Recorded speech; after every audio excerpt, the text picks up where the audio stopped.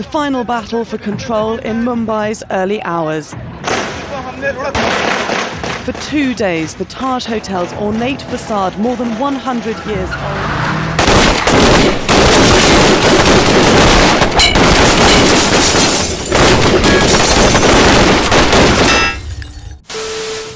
Hello dear, Bharat के इतिहास के सबसे काले दिनों में से एक है 26 नवंबर 2008, जो कि दुनिया के चौथे सबसे बड़े शहर मुंबई के ताज होटल पर 10 आतंकवादी अटैक करते हैं, जिसमें 164 लोगों की जान चली जाती है और कम से कम 300 लोग घायल हो जाते हैं। दरअसल यह घटना है 21 नवंबर 2008 की, जब पाकिस्तान के रांची से 10 आतंकवादी समुद्र के रास्ते मुंबई आते हैं, जिनके पास 10 AK-47, 10 पिस्टल, 80 ग्रेनाइट, 2000 गोलियां, टाइमर बम, 10 सेलफोन, 24 मैगनेज एंड खाने के लिए बादाम एंड किशमिश थे। इंडियन नेवी को चकमा देने के लिए कुछ दूर आने के बाद ये लोग एक इंडियन नाव को हाईजैक कर लेते हैं और नाव में सवार 4 लोगों को मार देते हैं एंड फिर नाव के कैप्टन को नाव मुंबई लाने के लिए बोलते हैं और फिर मुंबई के करीब आने के बाद ये लोग नाव के कप्तान को भी मार देते हैं। उसके बाद 26 नवंबर रात करीबन 8 बजे इनका कदम पड़ता है मुंबई के कोलाबा के पास एक मछली बाजार में। वहाँ के कुछ मछुआरों को इन पर शक होता है और वह पुलिस को इन्फॉर्म करते हैं, बट मुंबई पुलिस इसे सीरियस नहीं लेती और इसको नजरअंदाज कर देती है। उसके बाद वो आतंकवादी 2 अलग अलग ग्रुप में बढ़ जाते हैं। फिर करीबन 9 बजे 4 आतंकवादी मच्छीमार नगर बधवा पार्क से एक टैक्सी पकड़ते हैं एंड टैक्सी ड्राइवर से ताज होटल चलने के लिए बोलते हैं।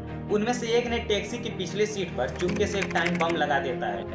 उसके बाद ये लोग लियोपोल्ड के सामने पहुंचते हैं और वहां पर 2 लोग शुएब और नजीब अपने हथियार के साथ नीचे उतरते हैं और बाकी 2 लोग ताज होटल की तरफ निकल जाते हैं। टैक्सी का ड्राइवर, जिसका नाम किशोर बंद फूलचंद था, उन्होंने इन 2 लोगों को ताज होटल उतारकर आगे बढ़ गए और कुछ ही दूर जाने के बाद मझगांव के इलाके में उनकी टैक्सी ब्लास्ट हो जाती है, जिससे ड्राइवर सहित 2 लोगों की मौत हो जाती है। उसके बाद इनका पहला निशाना बना लियोपोल्ड होटल। लियोपोल्ड होटल में सबसे ज्यादा विदेशी आते हैं। लियोपोल्ड के सामने खड़े शुएब और नाजिम रोड से ही AK-47 से फायरिंग करना शुरू कर देते हैं और 1 मिनट के अंदर ही वहां पर 9 लोग अपना जान गंवा देते हैं। फिर इनका दूसरा निशाना बना सिटी स्टेशन। उसके बाद उन्होंने एक टैक्सी रोकी जिसका नंबर था MH01G779। फिर इस्माइल खान आगे का दरवाजा खोलकर ड्राइवर की सीट पर बैठ गया और वह ड्राइवर से BT स्टेशन चलने के लिए बोला। इस्माइल खान ड्राइवर को अपनी बातों में उलझाए रखा था, जिससे कसाब ने ड्राइवर की पिछली सीट पर टाइम बम लगा दिया।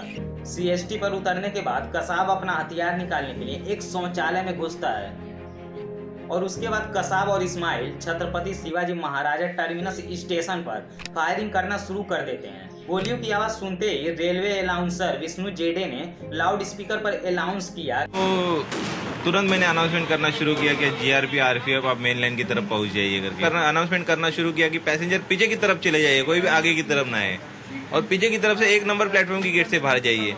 इस अनाउंस से काफी लोगों की जान बच गई, लेकिन इस फायरिंग से 58 लोगों की मौत हो गई। और फिर इसके बाद निशाना बनता है ताज होटल, ओबराइट रेडियंट और नॉर्मिन हाउस। ताज होटल में लगभग 6 विस्फोट हुए, जिससे कई लोग मारे गए। मुंबई में अलग अलग किए गए आतंकी हमले में 164 लोगों की जान गई थी और कम से कम 300 से ज्यादा लोग घायल हुए थे।